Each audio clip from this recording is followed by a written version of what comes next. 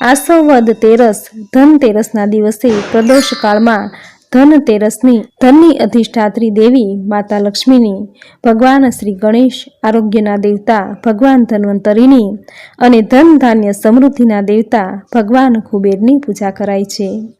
ધનતેરસની ખરીદીમાં સોનું, ચાંદી, ત્રાંબા પિત્તળના વાસણ તથા આ શુભ દિવસે સાવરણી ખરીદવી એ સૌથી શુભ રહેશે, કારણ કે સાવરણીને દેવી લક્ષ્મીનું સ્વરૂપ માનવામાં આવ્યું છે. સાવરણી નકારાત્મકતા, દુઃખ, ગરીબી, દરિદ્રતાને દૂર કરી ઘરમાં સકારાત્મકતા, શુભતા, મંગલતા લાવે છે તથા આ દિવસે શ્રી લક્ષ્મી યંત્ર, કુબેર યંત્ર, લક્ષ્મી ગણેશની મૂર્તિ તથા માતા લક્ષ્મીના પગલાં વગેરેની ખરીદી કરવાથી ઘરમાં સુખ, સૌભાગ્ય સાથે માતા લક્ષ્મીનો વાસ થાય છે. તો મિત્રો, આ હતું ધનતેરસનું મહાત્મ્ય. હવે જોઈએ ધનતેરસની પૂજા વિધિ.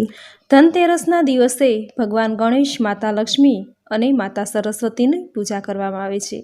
આ દિવસે ખરીદી કરેલી વસ્તુઓની પણ પૂજા કરવામાં આવે છે. એવું કહેવાય છે કે આ દિવસે ભગવાન ગણેશ, માતા લક્ષ્મી, સરસ્વતી સાથે ખરીદી કરેલી વસ્તુની પૂજા કરવાથી ઘરમાં સૌભાગ્ય, સુખ અને સંપન્નતા આવે છે. ઘરમાં બરકત વધે છે. માતા લક્ષ્મી ઘરમાં સ્થાયી નિવાસ કરે છે.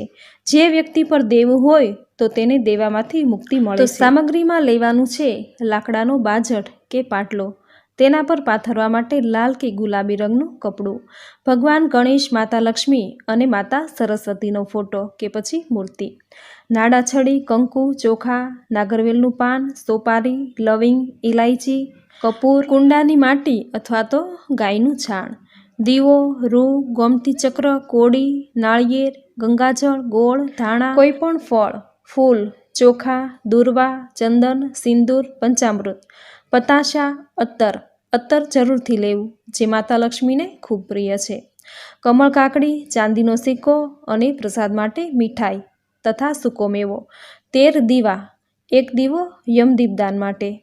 તો આ હતી ધનતેરસની પૂજા સામગ્રી. હવે કરીશું પૂજન વિધિ. સૌ પહેલાં જે જગ્યાએ પૂજા કરવાની હોય એ જગ્યાને સ્વચ્છ કરી ગાયનું છાણ કે પછી માટીથી લીપી તેના પર બાજટ કે પાટલો મૂકી કપડું પાથરી તેના પર ભગવાન ગણેશ, માતા લક્ષ્મી અને માતા સરસ્વતીનો ફોટો કે મૂર્તિ બિરાજમાન કરવી.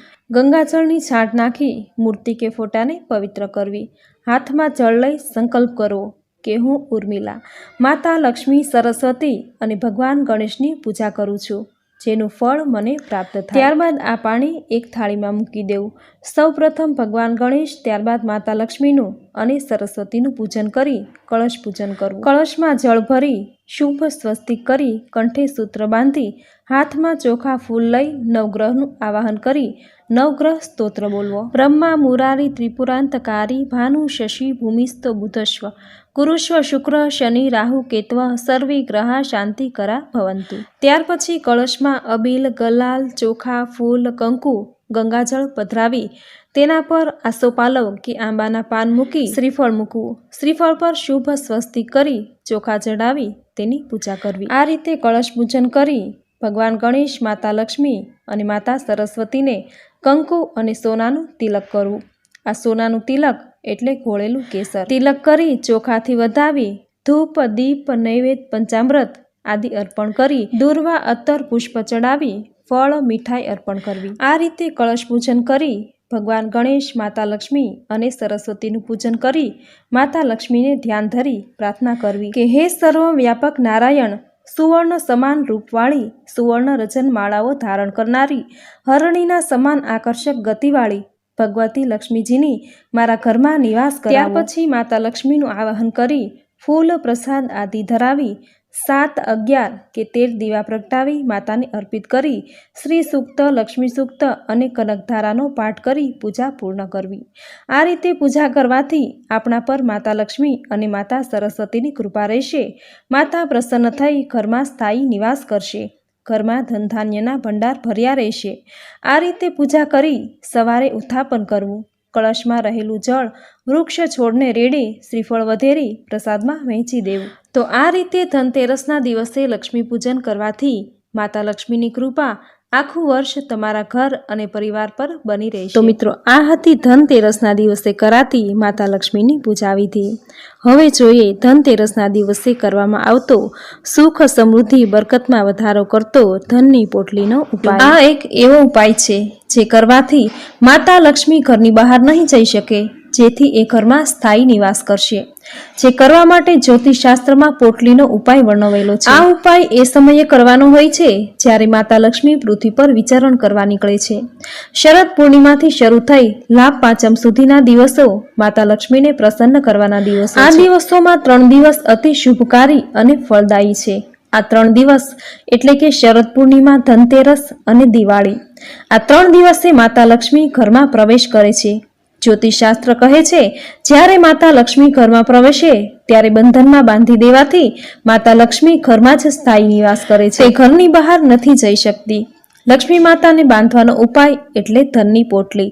આ ધનની પોટલી એટલે માતા લક્ષ્મીને પ્રિય એવી 13 વસ્તુનો સંગ્રહ છે, જે માતા લક્ષ્મીને અતિ પ્રિય છે। આ પોટલીને વિશેષ જગ્યાએ સ્થાપિત કરવામાં આવે છે। આ વિશેષ જગ્યા એટલે આપણા ઘરની દક્ષિણ દિશા। દક્ષિણ દિશામાં આ પોટલી સ્થાપિત કરવાથી માતા લક્ષ્મી આપણા ઘરમાં કેદ થઈ જાય છે। આપણી દક્ષતા અનુસાર આપણી નબળી દિશાનો નાશ કરી ઘરમાં શુભતા સાથે સુખ, સમૃદ્ધિ લાવે છે। ઘરમાં અન્ન અને ધનના ભંડાર ભરેલા રાખે છે। તો હવે જોઈએ ધનની પોટલીમાં એવી કઈ પૂજા સામગ્રી લેવાની હોય છે। તો એમાં લેવાનું હોય છે લાલ કે ગુલાબી રંગનો રૂમાલ કે કપડું। લાલ અને ગુલાબી રંગ માતા લક્ષ્મીને અતિ પ્રિય છે, આથી આ પોટલી બનાવવા લાલ કે ગુલાબી રંગનું કપડું લેવાનું હોય છે। આ કપડાને બાજોટ કે પાટલા પર પાથરી તેમાં લેવાનું છે સોપારી, કમળ કાકડી, ગોમતી ચક્ર, કોડી, ચણોઠી। આ બધું મૂકી તેમાં ગુલાલથી પૂજા કરવાની। તેમાં લવિંગ, ઇલાયચી, હળદરની ગાંઠ, કપૂર, સાકર અને ચાંદીની ઘૂઘરી, આ બધી સામગ્રી અર્પણ કરી નાડા છડેથી બાંધી દેવું। આ પોટલીને ધૂપ, દીપ, આરતી કરી શ્રી સુક્તમનો પાઠ કરવો। આમ કરવાથી આ પોટલી સિદ્ધ થઈ જશે। માતા લક્ષ્મી આખું વર્ષ આપણા ઘરમાં કેદ થઈને રહેશે। આ પોટલીને ઘરની દક્ષિણ દિશામાં એટલે કે મંદિર અથવા તિજોરીની જગ્યાએ જે દક્ષિણ ખૂણો પડતો હોય તે દિશામાં મૂકી દેવી। આ રીતે ધનની પોટલી બનાવી ઘરમાં રાખવાથી માતા લક્ષ્મી સદાય નિવાસ કરશે। ઘરમાં નહીં રહે ધનની કમી। આખું વર્ષ માતા લક્ષ્મી ઘરમાં નિવાસ કરશે, જેનાથી ઘરમાં શુભતા સાથે મંગલમય વાતાવરણ સર્જાશે।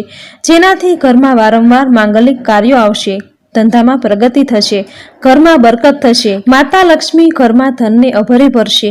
તો આ હતો ધનને ચુંબકની જેમ આકર્ષિત કરતી ધનની પોટલીનો ઉપાય, જે ધનતેરસના દિવસે કરવાથી માતા લક્ષ્મી ઘરમાં સ્થાયી નિવાસ કરશે, ઘરને સુખ સમૃદ્ધિથી ભરી દેશે। આ હતી ધનતેરસની પૂજા વિધિ, આ દિવસનું મહાત્મ્ય તથા આ દિવસે કરવામાં આવતો ધનની પોટલીનો ઉપાય, જેની સુંદર માહિતી સાંભળવી આપને જરૂર ગમી હશે। તો વિડીયોને લાઇક કરી કોમેન્ટમાં જય મા લક્ષ્મી જરૂર લખજો। ચેનલ પર નવા છો તો ચેનલ સબસ્ક્રાઈબ કરી બાજુમાં બેલ આઇકન જરૂર પ્રેસ કરજો।